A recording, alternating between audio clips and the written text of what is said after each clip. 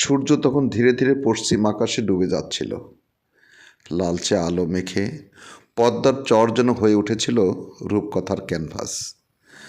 আমি দাঁড়িয়েছিলাম নদীর ধারে, সূর্যাস্তের সেই অপার্থিব সৌন্দর্য উপভোগ করছিলাম। আর ঠিক তখনই জীবনের আরেক রূপ এসে ধরা দিল চোখের সামনে। পাবনার চর ছাদিরাজপুর গ্রামে তখন ঘরে ফেরার পালা। খেটে খাওয়া মানুষগুলো মহিষ, গরু আর ছাগলের দল নিয়ে ফিরছে আপন নীড়ে। দিনভর রোদে পুড়ে ঘামে ভিজে এখন তাদের চোখে একটাই আকাঙ্ক্ষা, ঘরের মানুষ এক মুঠো ভাত আর একটু শান্তির ছোঁয়া। এই মানুষগুলো সকাল থেকে সন্ধ্যা পর্যন্ত নিরলস পরিশ্রম করেই অভ্যস্ত। কঠোর পরিশ্রমই তাদের জীবন, আর সন্তুষ্টি তাদের বিলাসিতা।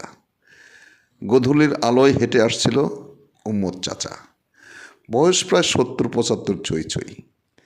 পেছনে 5টি মহিষ, সামনে নির্ভর এক মানুষের হাসি। একসময় তিনি মহিষের গাড়ি চালাতেন। 40 বছর ধরে নদীর চর আর হাটের পথ ছিল তার ঠিকানা। এখন বয়সের ভারে চাবুক নেই হাতে, কিন্তু আছে ভালোবাসা আর দায়িত্ব। মহিষ পালনে তার একমাত্র পেশা। এই আয়ে তার সংসার চলে, এই আয়ে তিনি তৃপ্ত। নিজেকে তিনি সুখী মানুষ বলেই মনে করেন। উম্মত চাচার চোখে আমি দেখলাম কোনো আক্ষেপ নেই, নেই কোনো অভিযোগ, শুধু আছে জীবনের প্রতি গভীর কৃতজ্ঞতা। উম্মত, হ্যাঁ, আচ্ছা, আপনার বাড়ি এই গ্রামের নাম কি? এইটা সৌদিয়াতপুর, আমার বাড়ি রাধাকান্তপুর। ও, রাধাকান্তপুর না? হ্যাঁ। আচ্ছা আচ্ছা, আপনি মোট কয়টা মোষ তাহলে 5টা। শুরু করছিলেন কয়টা দিয়ে? আমার জীবনে ধরেন আমি এই কোন কিনি, এই প্রথম কিনি আমি বড় বইতে গাড়ি বইছি। ও আচ্ছা আচ্ছা, 50 বছর 40 বছর 40 সব বছর। দেশে গাড়ি বইছি আমি। বাউই কলা, মশিমুড়ি, বাদডাল, কুচরি, মালেনগাঁও, ওদিকে আপনার খালি ভিটি, তাহলে এই ভুরকুলি। মহিষ পালন করে আপনার কাছে কি মনে হচ্ছে, যে ভালো না খারাপ?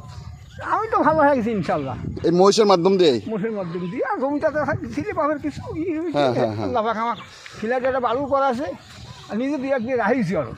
এখন এই মহিষের মাধ্যম তো আপনার ভাগ্যেরও অনেক পরিবর্তন হয়ে যাচ্ছে, তাই না? জি জি, হ্যাঁ। কেমন পরিবর্তন মনে হয়? ইনশাল্লাহ আমার চলার মতন গোছ আছে পারেন। এই মহিষের মাধ্যমে কি করে? লেখাপড়া করে, চাকরি বাড়ি পাইনি। এই মহিষের উপরেই আপনি সংসার চালাচ্ছেন না? না, আমার সব ছয় সম্পত্তি আছে, কলা বাগান আছে 5-7 বিঘি। আচ্ছা আচ্ছা, মাঝে গরু জব্বু না আছে, 600 কিছু আছে, পুরো আছে। এখানে ধরেন এই যে পাইতি করা, ঠিক পাইছেন? এখন কি আপনার মনে হয় যে আপনি কি সুখী মানুষ নাকি? আল্লাহ পাকের ইচ্ছা সব কিছু বানান। তারপর আপনি সন্তুষ্ট কি না? হ্যাঁ, আমি সন্তুষ্ট, খুব আল্লাহর কাছে অনেক সন্তুষ্ট। সন্তুষ্ট। আচ্ছা আচ্ছা। সূর্য তখন পুরোপুরি অস্ত গেল। আকাশে জ্বলে উঠল সন্ধ্যার প্রদীপ। মহিষের পায়ের শব্দে ধুলোমাখা পথ যেন গান গাইছিল, পরিশ্রমের গান, জীবনের গান। পদ্মা পারে এই মানুষগুলোই এই বাংলার আসল সৌন্দর্য। সূর্যের মতোই তারা প্রতিদিন অস্ত যায়, আবার ভোরে নতুন আলোয় ফিরে আসে। প্রিয় ভিউয়ার্স, আমাদের এই ভিডিওটা যদি আপনার ভালো লাগে তাহলে অবশ্যই সাবস্ক্রাইব করবেন। আমরা কথা বলি কৃষকের কথা, কৃষি কথা, জীবনের গল্প, কৃষকের জীবনের গল্প। ভালো থাকুন, সুস্থ থাকুন। দেখা হবে আবার নতুন কোনো ভিডিও নিয়ে। আল্লাহ হাফেজ।